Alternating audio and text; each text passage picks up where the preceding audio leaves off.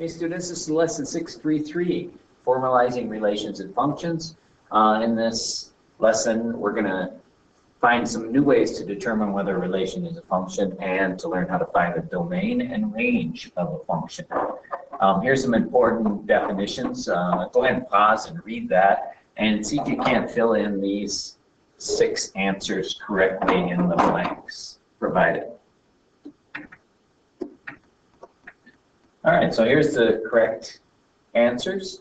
So the range is just the output values or the y values, and the domain is the x values, the input values.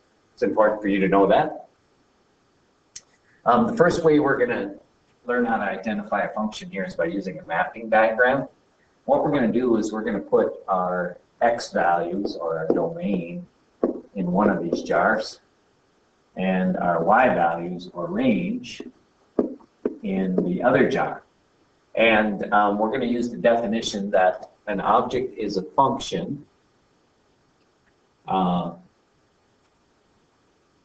it's a special type of relation in which each value in the domain is paired with exactly one value in the range. And we'll be able to easily see this. Now remember, these are the x values, these are the y values. So the x values will go in the first jar. That's the -3, 0, 1, and 2. And the y values will go into the range jar. That's the 1, the 2, the 1, and the 4. And I only need to put the number 1 in there once. Now I'm going to draw arrows from my input to my output. So -3 is paired with 1. 0 is paired with 2. 1 is paired with 1, and 2 is paired with 4. Okay. Now, a relation is a function if each value in the domain is paired with exactly one value in the range. And I'll know that by looking at this because I see just one line coming from each of these. So -3 goes to one thing, 0 goes to one thing, 1 goes to one thing in the range, and 2 goes to one thing in the range. And so we're going to say, yes, it's a function, and it's because each domain value is paired with exactly one range value. All right, let's check out the second relation here. We have a 4 and a 5 and a 7 in the domain for x values. And in our range, we have a 6, a 1, a 2, and another 2. And now we're going to draw arrows. So 4 is paired with 6, 5 is paired with 1, 7 is paired with 2, and 5 is paired with 2. So notice the number 5 right here. It is paired with 2 range values. So we're going to say this is not a function. And our reason is because there's an input value that is paired with more than one output value, or there's a domain value that's paired with more than one range value. You could also say that an input of 5 gives 2 outputs, and when that happens, it is not a function.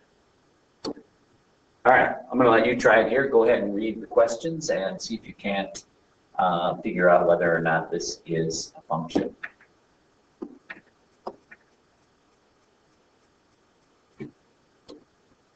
All right, problem 2, identify functions using the vertical line test. Is the relation that is these ordered pairs of function, use the vertical line test. So we're going to go ahead and graph those. Go ahead, I'm going to pause here and you can graph those. Now, when you're given just a set of points, don't connect the dots. This is just the only part of this relation is those specific ordered pairs. Now, what I'm going to do is take a vertical line, and I'm just going to go across this graph.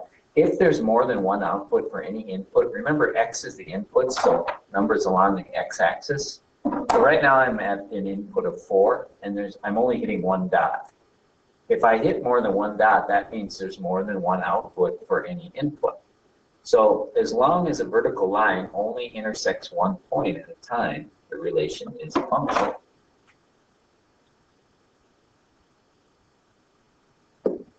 All right.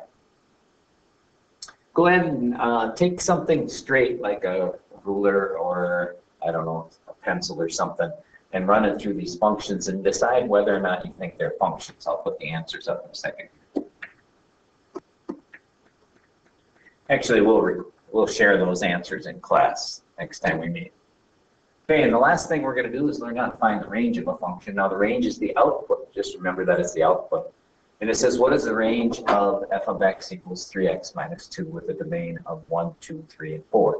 We could just set that up like a table if we wanted to. And remember, x is our domain, y is our range. And we want our domain to be 1, 2, 3, and 4. And our range is just our output when we input 1 into the function 3x minus 2. So I need to do 3 times 1 minus 2 to get this number, which is 3 minus 2 is 1. So that output is 1.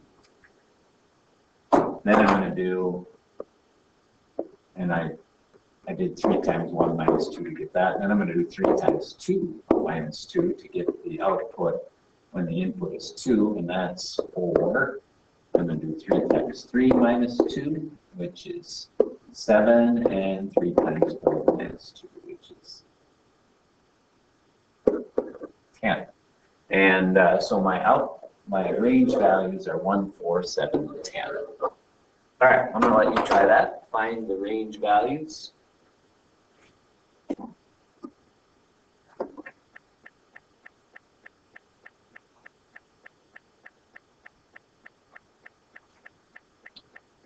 All right. Last thing we're going to do is look at this. A student drew a dashed line on the graph showing, and he concluded the graph represented a function. Is the student correct? Explain. Okay, so he drew a vertical line and he saw that it only touched in one place. Go ahead and fill in your answer. See what you think about that. What is the student's error?